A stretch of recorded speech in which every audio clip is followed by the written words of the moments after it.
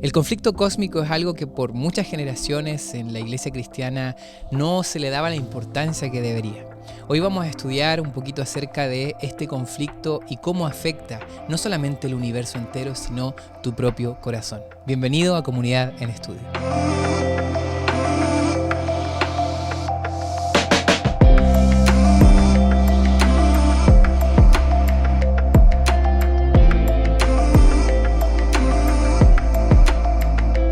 ¿Cómo estás, Cristian? ¿Todo bien? ¿Cómo va la semana? Dani? Muy bien, gracias a Dios, disfrutando de hoy un día realmente muy agradable, ¿no? Después de unos días de frío que tuvimos, estamos disfrutando de estos días ya mucho más lindos. Como que se valora más el sol cuando viene después del frío, ¿no? Sí, o después de la lluvia. Los días han estado bien bonitos aquí. Bueno, para los que nos están escuchando, nosotros estamos en McAllen, Texas, en el sur ahí de Texas, prácticamente frontera con México, ¿no? Y bueno, aquí estamos disfrutando ya de que se fue el frío. Cristian, hay saludos, ¿no? Sí. El sábado pasado mandamos saludos, así que hoy nos siguen llegando mensajes y bueno, vamos a saludar. Queremos dejar saludos a nuestra amiga Claudia de León, que nos escribió allí en el YouTube, y tú puedes escribir también dejando algún saludo, si quieres que te saludemos, o por texto, por WhatsApp, nos envías el saludo y así lo compartimos aquí. Así que saludos, Claudia, para ti. Un abrazo. Claudia ha estado algunos días no muy bien de salud y sigue con algunas complicaciones de salud, pero bueno, seguimos orando por ti, Claudia, que te puedas recuperar y con toda la fuerza, junto a José Luis también, ¿no? Sí, un abrazo, Claudia. Me dio risa que dijo no soy mamá ni suegra de César, ya que estuvimos saludando ahí, pero soy ahí amiga y bueno, muy querida también de la iglesia, así que un abrazo para ti. Vamos a entrar de lleno al estudio. Ha estado bien interesante, ¿no? El enfoque bien de lo que vamos estudiando. La semana pasada, para los que quizás no estudiaron con nosotros, estuvimos viendo un poquito acerca del sufrimiento, ¿no? Y fue muy interesante cómo la omnipotencia de Dios, cómo se concilia con este mundo y el dilema del dolor, ¿no? Uh-huh. Y hoy vamos a estar hablando algo que yo creo que es la columna vertebral de la teología de nuestra iglesia, ¿no? Que tiene que ver con el conflicto cósmico, el gran conflicto. Y para eso quisiera leer el versículo principal que está al principio de la Biblia, que está en Génesis 3:15, que dice así: pondré enemistad entre ti y la mujer, y entre tu simiente y la simiente suya. Esta te herirá en la cabeza, y tú la herirás en el talón. Hay dos preguntas que vamos a estar estudiando un poquito acerca del gran conflicto, que es dónde en la Escritura se enseña que hay un gran conflicto entre el diablo y Dios, y cuál es la naturaleza de este conflicto según las Escrituras. ¿Qué te parece este texto? ¿Y qué relación tiene? Porque se encuentra básicamente al principio de la Biblia, ¿no? Esto es lo trágico que pasa así en el comienzo, ¿no? Porque cuando vamos al capítulo 1 del libro de Génesis no vemos absolutamente ningún atisbo, ningún rasgo de maldad que esté planteado así en este capítulo, y todo era perfección. La maldad viene, o el pecado viene a intentar destruir esa perfección de lo que Dios había colocado allí en el huerto del Edén, ¿no?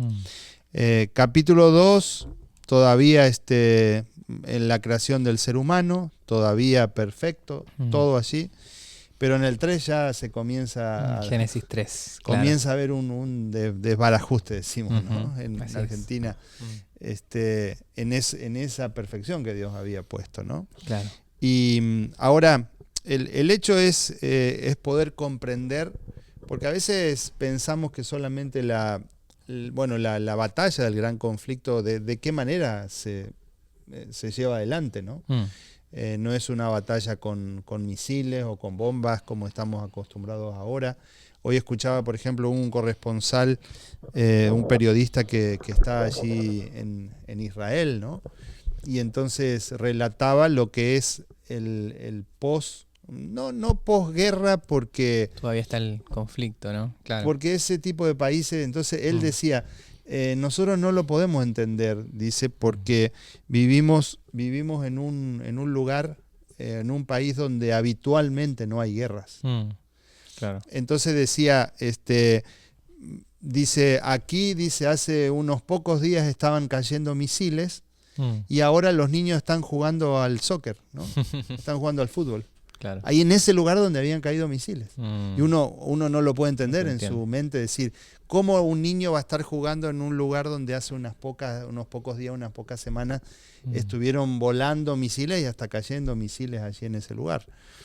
Ese es lo que nosotros llamamos como una zona de guerra, ¿no? Claro. Y esto es el universo. Una zona, ¿no?, de guerra. Una zona de guerra. Una zona en la cual habitualmente hay guerra y nosotros tenemos que vivir. Si nosotros no estaríamos acostumbrados a la guerra y nos pasa de pronto aquí en nuestro lugar donde vivimos que empiezan a volar misiles, estaríamos aterrados, escondidos, sin saber para dónde salir. Claro. Capaz que hasta quisiéramos salir de aquí, de este lugar. Pero aquellas personas que están habituadas a la guerra aprenden a vivir con eso, ¿no? Y eso es lo que al ser humano de alguna manera le ha pasado. Sí. Aprender a vivir en una zona de guerra, en una batalla cósmica, ¿no? Un poco parecido a lo que nos pasa en Chile. En Chile es una zona sísmica, ¿no? Quizás no es una sola zona de conflicto como Israel, ¿no? Toda esa zona. Pero hay terremotos cada año, algún temblor grande, algún terremoto.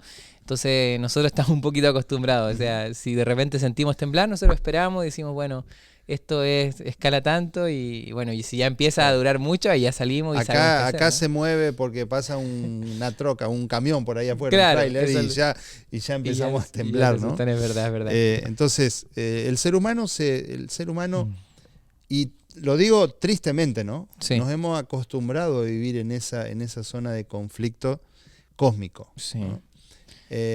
Y entonces de alguna manera es como que hemos ido relativizando muchas cosas, ¿no? Sabes que eso que tú dijiste es un ejemplo importante, porque yo estaba hablando con varios amigos, por ejemplo, de Venezuela, ¿no? Yo decía, y la gente ahí no está cansada, no quieren como un cambio. O de Cuba, el otro día hablábamos, ¿no?, con el pastor ahí Stout, que decía, la gente ya que nació con esa situación, es como esa es la única realidad que conocieron, y tristemente se llegan a acostumbrar a eso, porque no han conocido otra realidad, ¿no? Entonces yo creo que a veces nos pasa eso también a nosotros. O sea, vivimos en un conflicto, vivimos en una guerra espiritual universal, y puede ser que estamos acostumbrados. Y eso me hace recordarme el versículo ahí en Romanos, ¿no? Dice, no os conforméis al mundo actual siglo, o a este siglo, sino que sean transformados mediante la renovación de su mente. Entonces yo creo que estudiar el gran conflicto, ser conscientes de esta guerra, nos hace darnos cuenta de dos cosas. Yo creo, una, de que no tenemos que acostumbrarnos a esto, de que hay un mundo más allá, y lo segundo es que hay una promesa tremenda, ¿no? Sí. Que es un conflicto que está ganado. Ese es un punto muy, muy interesante que nosotros debiéramos meditarlo, como tú dices, Dani. Debiéramos pensar más seguido acerca de esto, y por eso el Señor nos llama a que nosotros podamos pensar en el cielo nuevo y la tierra nueva. Ayer justamente leía uno de estos escritores que hablan de la felicidad, ¿no? No es cristiano, no es adventista ni nada, ¿no? Creo que es cristiano, me parece, por algunos comentarios que hace, pero decía él, es bueno que durante el día nosotros tomemos 5 minutos para soñar en algo mejor. Claro. Sentarnos, acostarnos, sentarnos en un sillón ahí cuando llegamos a la tarde, y entonces ponernos a soñar en algo lindo, es decir, algo que nos gustaría tener, algo que nos gustaría hacer.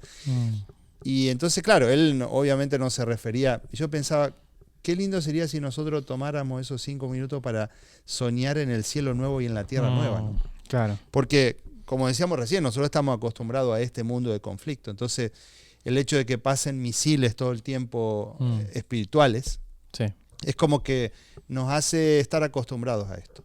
Hace unos pocos días conversaba con una pareja que está haciendo como una especie de consejería, ¿no? Y teniendo alguna situación, algunos problemas bastante serios. Y una de las cosas que ellos me decían es, pastor, nosotros nos hemos acostumbrado a vivir en discordia y en peleas constantes, ¿no? O sea, no sabemos actuar de otra manera. Claro. O sea, no sabemos vivir sin pelear, eso es otra cosa. No lo dijeron así, pero de otra manera, ¿no? Sí.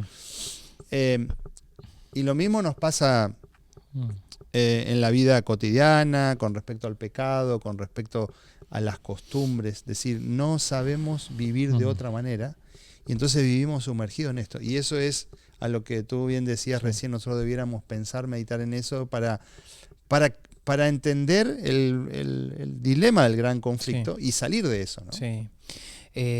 Sabes que hay en el domingo, entrando ahí en el asunto, Mateo 13, 24 al 27, Jesús cuenta una parábola, ¿no? Y me gustó mucho cómo el autor aplicó esta parábola a el gran conflicto en sí mismo, ¿no? Porque cuando nosotros vemos el mal y no tenemos un entendimiento del origen y cómo se desencadenó todo esto, es fácil caer en hacer responsable o el culpable a Dios, ¿no?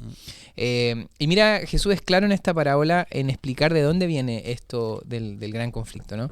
Dice aquí, les refirió otra parábola diciendo, Mateo 13, 24, el reino de los cielos es semejante a un hombre que sembró buena semilla en su campo, pero mientras dormían los hombres, vino su enemigo y sembró cizaña entre el trigo y se fue.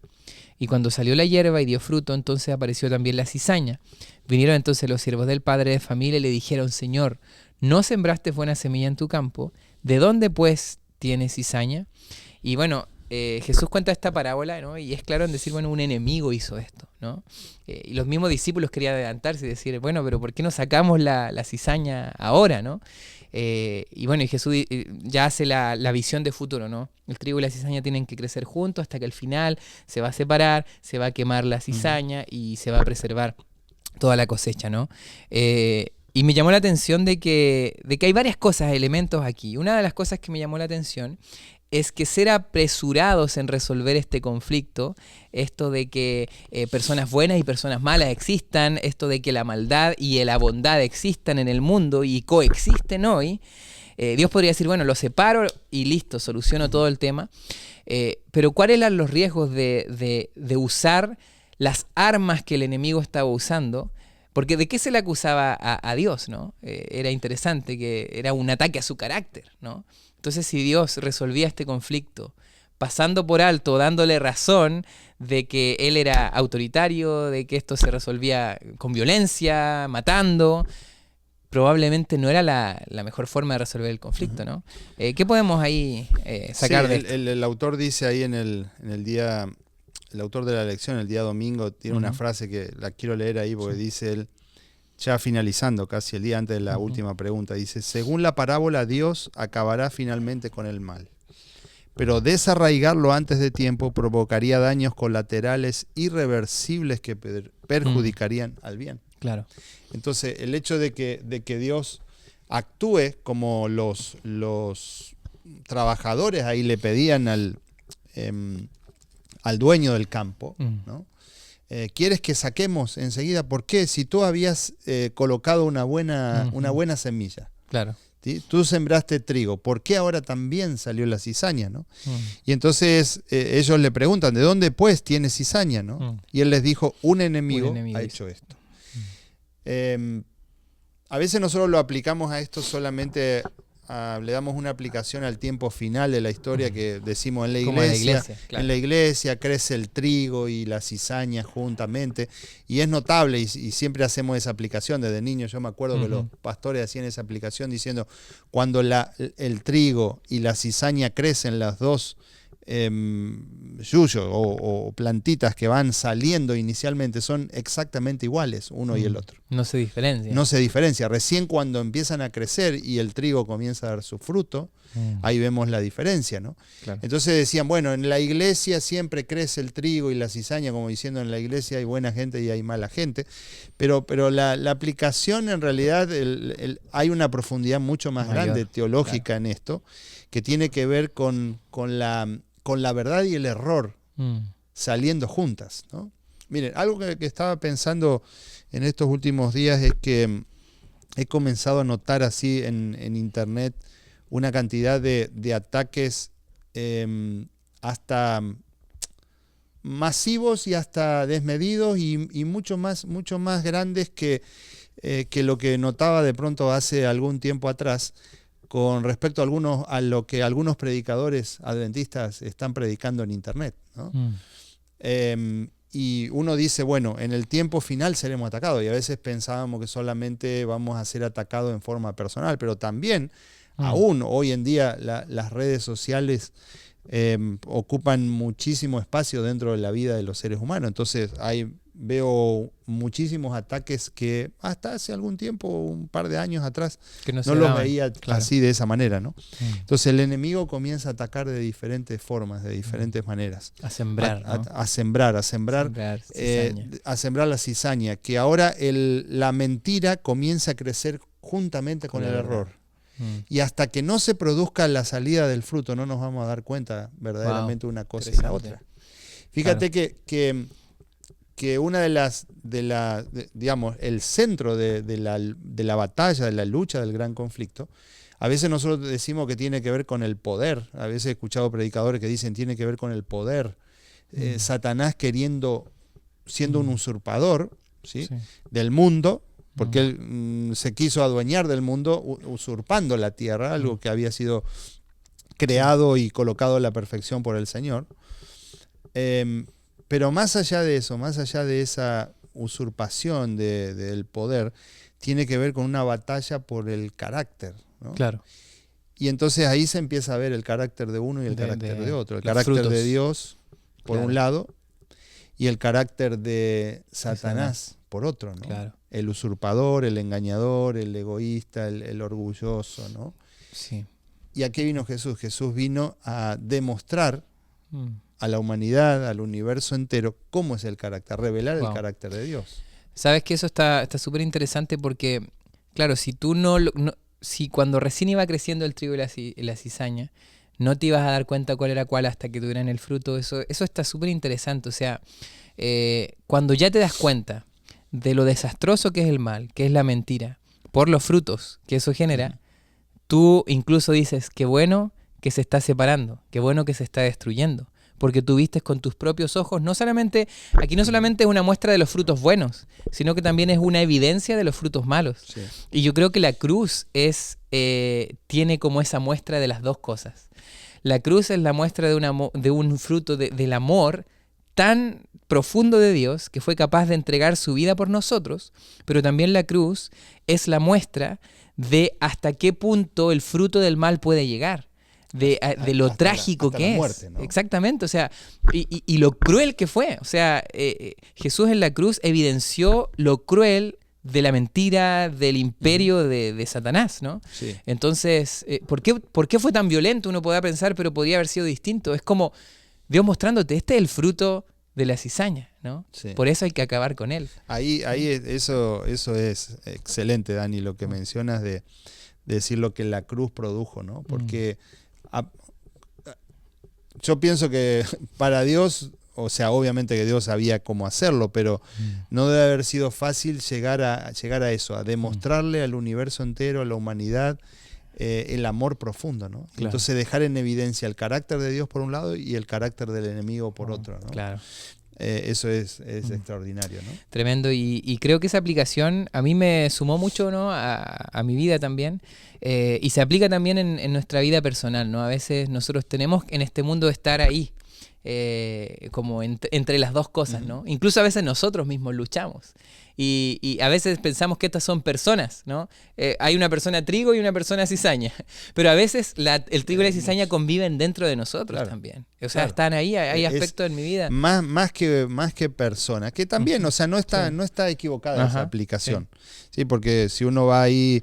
Pero más que eso tiene que ver con la verdad y el error. Y la verdad y el error público, podríamos decir, que uno puede encontrar la verdad en la palabra y el error lo que el enemigo trata de tergiversar en cuanto a la palabra, pero también, como tú dices, el enemigo luchando dentro de nuestro corazón, tratando de plantar la planta del error todo el tiempo, ¿no? Todo el tiempo. Y con cosas a veces mínimas, como lo hizo con Adán y Eva en el huerto del Edén. Es decir, le dice parte de verdad, pero parte de mentira, ¿no? Y así es el enemigo, ¿no? Así va sembrando, ¿no? Y a veces hasta nos hace dudar de qué manera, a veces con cómo funciona el plan de salvación, por ejemplo, de qué manera Hoy en día está en boga mucho lo que tiene que ver con el perfeccionismo. Bueno, el pastor Mario predicaba el sábado acerca de esto y uno pensaría, ¿es malo ser perfecto? No. Pero cuando nosotros pretendemos por nuestra propia cuenta o luchando o pensando que luchando podemos llegar a alcanzar ese perfeccionismo, sí. Entonces es ahí donde, fíjate, con algo que pareciera bueno, claro. Finalmente es como que nosotros comenzamos a correr a Cristo, dejando a Cristo de lado y diciendo, bueno, ahora yo puedo alcanzar esa perfección, no tengo que luchar por alcanzar esa perfección, y siendo que nuestra justicia es como trapo de inmundicia, ¿no? Y ahí está la primera mentira, ¿no? Del enemigo, o sea, seréis como Dios, conocedores del bien y el mal. O sea, también, o sea, estará mal querer ser o parecerse a Dios, o sea, decir, yo cuando era pequeño, desde que soy pequeño, creo que la fe cristiana es parecernos un poquito más a Jesús, o sea, es algo bueno. Pero ahora esa pretensión se convierte en algo negativo cuando quitas la gracia, cuando quitas el amor de Dios, cuando quitas a Jesús de la ecuación. O sea, mira, haz esto que Dios dijo que no hicieras, pero hazlo porque vas a poder así ser como Dios, ¿no? Entonces ahí está la verdad con el error mezclado, ¿no? Y qué bueno que tocaste eso porque, bueno, me encantó también la predicación del sábado y creo que es súper importante tener mucha visión, ¿no? Estar muy despiertos ante estas pequeñas semillas de mentira que se pueden ir sembrando también. Son a veces demasiado sutiles. Claro. Bueno, el pastor Bullón escuchaba un comentario de él que decía, a veces nosotros pensamos que el enemigo se va a presentar de una manera descarada, así con un gran y terrible engaño. Claro. No. Si pensamos en el huerto del Edén, él se presenta en un lugar o a través de un animal perfecto, bello, ¿no? Porque hoy cuando vemos una serpiente nosotros salimos corriendo, disparando, o sea, nos da miedo, nos da repulsión, una cantidad de cosas, pero imagínense en ese momento como el animal más bello que Dios había puesto en el huerto del Edén. Claro. Eso es lo que toma Satanás, ¿no? Sí. Si pensamos en el fruto era agradable a los ojos, no era un fruto que tenía gusano, que estaba podrido, que tenía mal olor, que nada, o sea, al contrario, claro. ¿No? Esa es la forma ojos. Como Satanás. Y entonces la voz que Satanás utiliza allí, una voz melodiosa, ¿no? Una voz atractiva. Sí. Y se pone a decirle a Eva, mira, coman de esto, porque si comen de esto van a llegar a ser como Dios, sabiendo el bien y el mal. O sea, esas son las formas como Satanás se presenta delante de nosotros. Decir, si tú estás pasando por un problema en tu vida personal y alguien te ofrece consumir algo, es porque te dicen, mira, con esto se te van a terminar tus problemas y te vas a olvidar de tus problemas. Claro.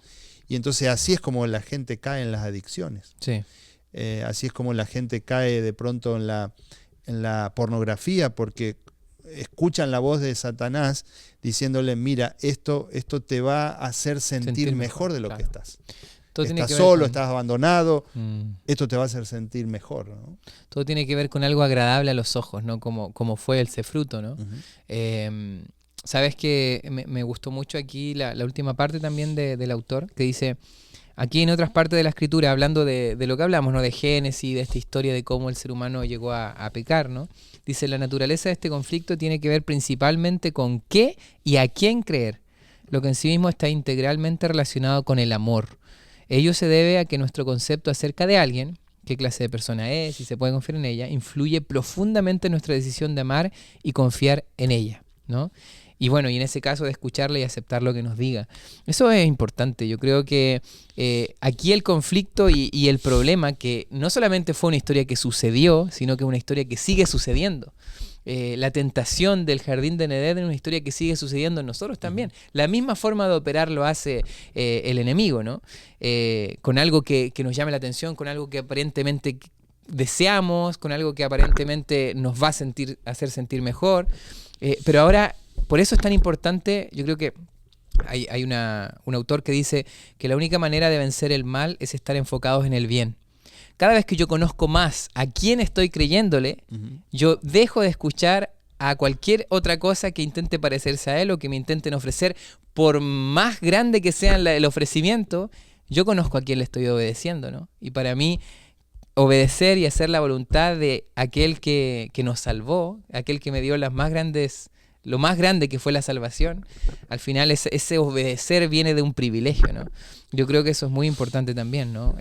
Viene del amor, que es algo fundamental. Y ahí comparaba, ¿no?, el autor acerca de el pecado en la tierra y el pecado en el cielo, ¿no? ¿Qué podemos decir sobre cómo comenzó el pecado en el cielo? ¿Cuál crees tú que fue el origen, ¿no? ¿Cuál fue el primer pecado, ¿no? Porque cuando yo pregunto a veces eso, ¿no?, morder una manzana, ese fue el primer pecado. Pero esto comenzó desde mucho antes, ¿no? Venía de antes. Sí. Lo primero que decimos, que lo venimos diciendo ya en los podcasts anteriores, y bueno, aquí también en el culto de oración hemos comenzado a estudiar ahora cada miércoles el libro Historia de la Redención, y justamente en estos primeros capítulos, esta semana estábamos leyendo el capítulo 3 del libro Historia de la Redención, está hablando en los primeros capítulos acerca de esto, del origen del pecado en la mente de Lucifer. Claro. Inexplicable, ¿no? Sí. Por eso también decimos que uno de las premisas que la teología de la última generación tiene en este tiempo es que nosotros debiéramos ser como Jesús, así como tenemos la capacidad de enfrentar el pecado y salir victoriosos como salió Jesús, porque Jesús adopta la naturaleza caída o poslapsaria, ¿no? Que es la naturaleza caída de Adán, ¿no? Nosotros como iglesia no creemos como tal eso, ¿no? Pero entonces dice, por eso nosotros podemos entender de que podemos ser victoriosos también, porque si Jesús hubiese adoptado la naturaleza prelapsaria antes de la caída, no nos podría decir a nosotros que se puede vivir sin pecar. Entonces, y aquí el argumento principal es decir, miren, Adán tenía la naturaleza prelapsaria antes de la caída y sin embargo cayó, sin embargo pecó. Claro. Entonces, nosotros como iglesia adventista del séptimo día no creemos de que Jesucristo adopta la naturaleza prelapsaria, la naturaleza antes de la caída, de perfección. Ahora, uno de los argumentos que nosotros podemos presentar aquí, de lo cual podemos ver que Satanás, Lucifer, ¿no?, es el orgullo que él comienza a sentir en su corazón, ¿no? Claro. Inexplicable. ¿Sí? Por eso lo mencionamos aquí como el misterio de la iniquidad. O sea, es un misterio. No podemos explicar de dónde salió. Porque podemos explicar de dónde salió el pecado de Adán y Eva.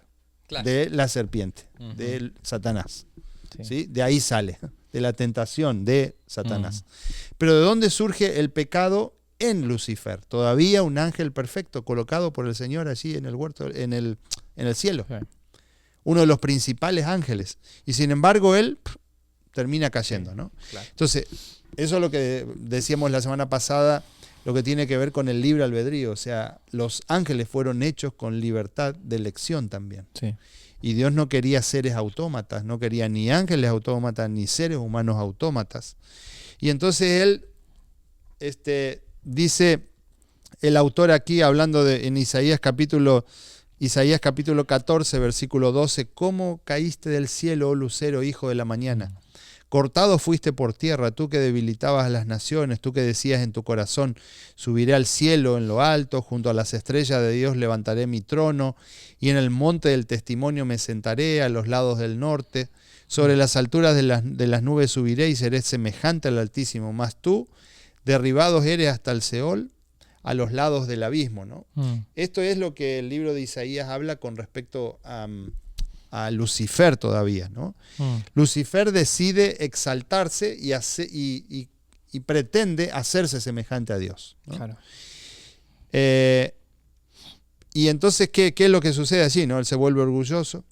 Peor aún, dice el autor aquí en la página del día martes. Peor aún, ese orgullo lo condujo a pretender ocupar el lugar de Dios y a calumniarlo. ¿sí? Comenzar a decir mentiras con respecto a Dios, con respecto al carácter de Dios. La expresión hebrea allí traducida en Ezequiel capítulo 28, 16 también significa calumnia, ¿no? Una indicación de cómo Satanás opera contra Dios y contra nosotros también. Todo el tiempo intentando decir mentiras. Sí. Y cuando hablamos de Satanás hablamos como el padre de la mentira. Claro. Y vieron cuando a veces nos toca un examen hacer multiple choice, ¿no? Sí.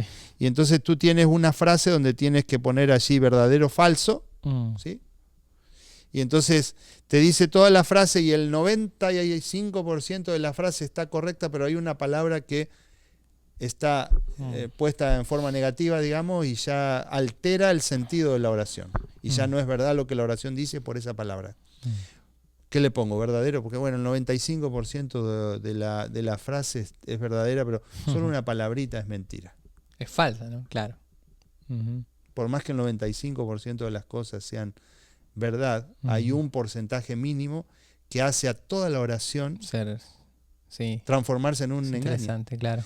Entonces, Satanás muchas veces viene y se presenta delante de nosotros diciéndonos parte de verdad, pero termina con una pequeña declaración que es falsa, y eso hace todo el concepto de lo que Satanás trata de transmitirnos como falso. Yo creo que eso lo ejemplifica muy bien la parte del miércoles, que tiene que ver con la tentación de Satanás a Jesús, ¿no?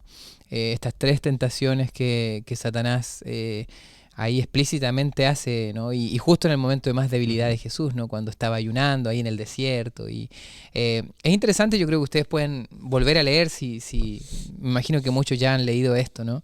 Pero yo quiero pensar un poquito algo, porque a veces nosotros miramos a Satanás y yo me he encontrado con mucha gente que como que sobreculpa a Satanás, ¿no?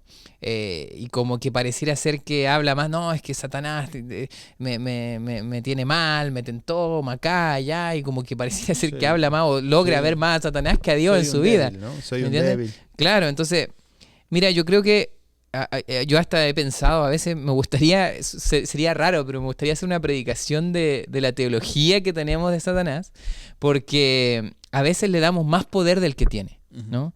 A veces pensamos que tiene más poder del que realmente. Por ejemplo, una de las cosas, Satanás no es omnipresente como Dios, ¿no? No está en todos lados, ¿no? A veces digo, no, voy a ir a mi casa y me va a venir a tentar. Él no es como Dios, ¿no? Él no es omnipresente. Lo otro es que tampoco él no conoce tus pensamientos, él no puede meterse a tus pensamientos, ¿no? Solo Dios puede entrar a tus pensamientos, ¿no? Entonces, eso es interesante porque si bien es cierto, ¿no? De que en este gran conflicto hay ángeles caídos y que están trabajando, yo creo que la mejor manera de realmente vencer a Satanás es estar enfocados en lo poderoso que es tu Dios, es estar enfocados en ver más a Dios en este mundo. Porque si tú te concentras bien y si tú abres bien los ojos, tú vas a ver que me gusta mucho pensar en esto, que este gran conflicto es un conflicto que ya está ganado por Jesús, ¿no? Puede ser que Satanás a veces gane batallas, pero la guerra ya está ganada por Dios. La guerra final, ¿no? La guerra sabemos final cómo termina la historia. Exactamente, ¿no? Entonces yo creo que una de las cosas, y creo que es clave aquí en Jesús, incluso otro elemento es responderle siempre a Satanás con un escrito está, o sea, es conocer la palabra. Cuando tú más conoces la palabra, más tienes herramientas para tu armadura, para enfrentar esta guerra. Entonces yo creo que yo recomendaría dejar un poco de estar tan concentrado en eso de que Satanás te está atacando y que acá y allá, y concentrarte en lo que realmente importa, ¿no? Sí. Esto que tú dices es bien interesante, Dani, también, porque hay lugares de los cuales nosotros podemos escapar para no entrar. El pastor Bullón lo menciona siempre y dice entrar en el terreno de la muerte, ¿no? Entrar en el terreno de la muerte, en el terreno del enemigo. Si nosotros andamos con amistades que no son buenas, si vamos a lugares que son inadecuados, si navegamos cuando estamos en el teléfono, cuando estamos delante de un iPad o delante de la computadora, nosotros sabemos en qué terrenos no meternos. y el diablo nos empieza a empujar y a llevar, y muchas veces hasta somos llevados para ser probados también. Cuando vamos al texto allí de lo que dice en Mateo capítulo 4, dice: entonces Jesús fue llevado por el Espíritu al desierto para ser tentado por el diablo. Claro. ¿Sí? Medio raro eso, ¿no? Está raro. Está raro. Pero es una realidad, ¿no? Pero tenía que ver con una prueba que Jesús tenía que pasar para el universo entero también. Sí. Yo tuve la oportunidad de estar allí en el desierto de la tentación. Y yo no sé si fue una experiencia mía nada más, tal vez fue mía nada más, no digo que a otros les pase lo mismo, o fue el clima ese día, pero yo sentí cuando nos bajamos del micro, del bus que nos llevaba, sentí como un ambiente así, como denso, ¿no? Yo por lo menos lo sentí. Tal vez, puede ser que de pronto estaba sugestionado porque digo, este es el desierto lugar donde el Espíritu llevó a Jesús para ser tentado por el diablo. Claro. Y quiero decirte que acá el diablo no mandó a ningún secuaz de él. Claro. El diablo muchas veces manda secuaces para atacarnos a nosotros. Claro. Y si nuestros ojos fueran abiertos aquí en este mismo lugar, aunque estamos en la iglesia, veríamos que hay espíritus del demonio también dando vueltas, porque es así, porque están en todos lados. Así como están los ángeles del bien, están los ángeles del mal. Pero acá Satanás dice: yo no me la juego enviando a cualquier novato, voy a ir yo mismo. Claro. Y él mismo va a ese lugar. Y yo sentí cuando bajamos allí del bus como un ambiente así como denso, como pesado. No sé si tal vez puede haber sido el clima ese día, no sé. Pero yo pensaba decir, en este lugar fue donde Satanás comienza a querer entrar en diálogo con él. Y no fue el único momento de paso. Sí. Esto es lo que está narrado allí en la Escritura. Pero cuando vamos a lo que dice Elena de White, por ejemplo, en el libro El deseo de toda la gente, dice: desde la niñez Jesús era tentado para caer. Claro. En la adolescencia, en la juventud. Mientras él estaba en Nazaret trabajando, cuando se juntaba con esos amigos allí del barrio, de esa pequeña aldea que era Nazaret, eran tentados por Satanás para hacer o cometer algún acto de delincuencia, ¿no? Sin embargo, él se mantuvo firme porque había sido bien educado por su madre y porque él, ya entrado en edad, comienza a comprender cuál era el propósito por el cual el padre lo había mandado a la tierra. Su madre se lo decía de niño, pero él comienza a comprenderlo después y acepta verdaderamente que ahora él era el hijo de Dios y tenía un propósito y que estaba en los negocios de su padre, como le dijo a su mamá y a su papá cuando tenía 12 años. Él ya entendía cuál era su misión, cuál era su negocio, que era ser el salvador de la humanidad. Entonces, ahora, pensar que el Espíritu lo lleva a Jesús para ser tentado allí, y como conocemos allí la narrativa de lo que son las tentaciones, ¿no? Las 3 tentaciones. Sí. De qué manera ahora Satanás comienza a dirigir su atención hacia Jesús, y Jesús le responde todo el tiempo con un escrito está. Sí. Si, como tú decías recién, Dani, si nosotros tuviéramos y pasáramos más tiempo con la palabra, por eso siempre hacemos hincapié, pasa tiempo en meditación personal cada día. Pasa tiempo con la verdad. Si no quieres ser engañado por el error, porque el error está a la vuelta de antes decíamos a la vuelta de la esquina, hoy decimos a la vuelta de un texto.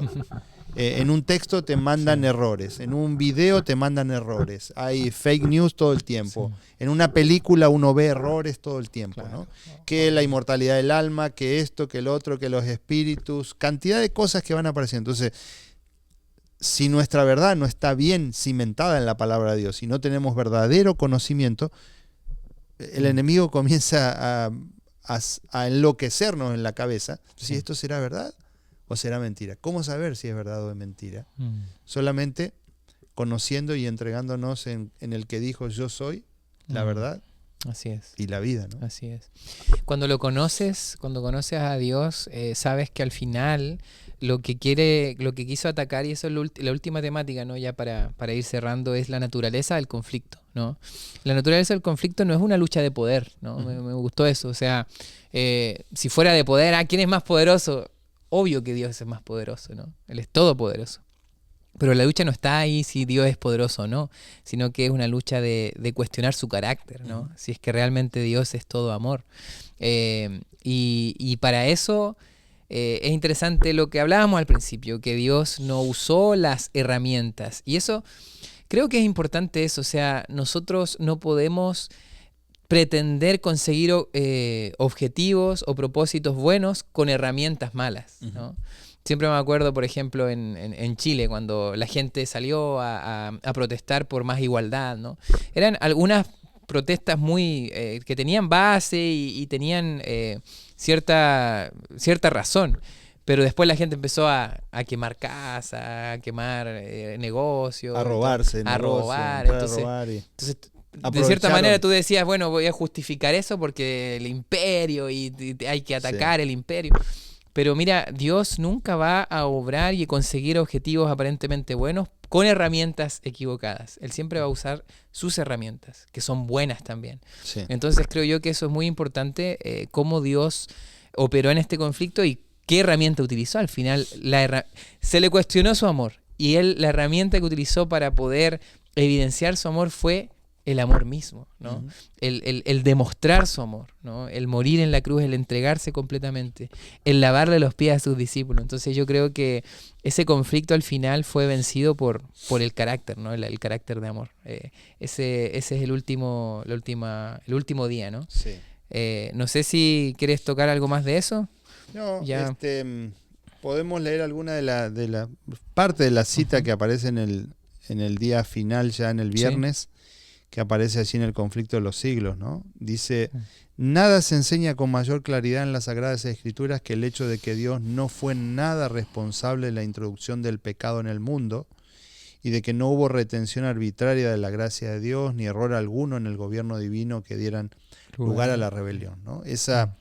Esto fue explicado, como decíamos, en la parábola del trigo y la cizaña. Un enemigo, ¿no? Un enemigo ha hecho esto. Y fíjate que no dice mucho más Jesús cuando habla de la respuesta que le da el dueño del campo a los trabajadores. Un enemigo hizo esto, nada más. Y punto, o sea, claro. Muchas veces he usado este texto en momentos cuando me toca hablar con familias que han perdido sus seres queridos, ¿no? Y la primera pregunta que viene en ese momento de diálogo, no tanto en el funeral, sino en el momento anterior cuando me encuentro con la familia, ¿no? Uh-huh. Y aquí lo he contado varias veces y en algunos sermones he contado uno de los funerales que a mí más me golpeó muchísimo y fue uno de los que más me costó hacer, fue el funeral de una niñita de 10 años que hice algunos años atrás, ¿no? En Argentina. Una niñita sana completamente, no tenía ningún problema de salud ni nada. Estando en el baño de su casa le dio un aneurisma y cayó en el momento y ahí murió. La madre muy activa en el ministerio del niño, de la iglesia, destrozados, ¿no? El padre no era adventista, no asistía a la iglesia, pero entonces la pregunta de los dos, del padre como no adventista y de la madre como adventista, pastor, ¿por qué esto? ¿Por qué esto? Sí. ¿Qué hizo esta niña? ¿Qué hicimos nosotros? Y como pastor te quedas sin respuesta porque no hay respuesta para eso. Y al mismo Jesús cuando le dijeron, ¿quién hizo esto? Y entonces el dueño del campo lo único que pudo decir, y nada más, fíjate que no dice más nada, no dice sí, lo hizo por tal o cual cosa, o el motivo que lo hizo el enemigo al plantar la cizaña es el motivo. No, un enemigo hizo esto, nada más.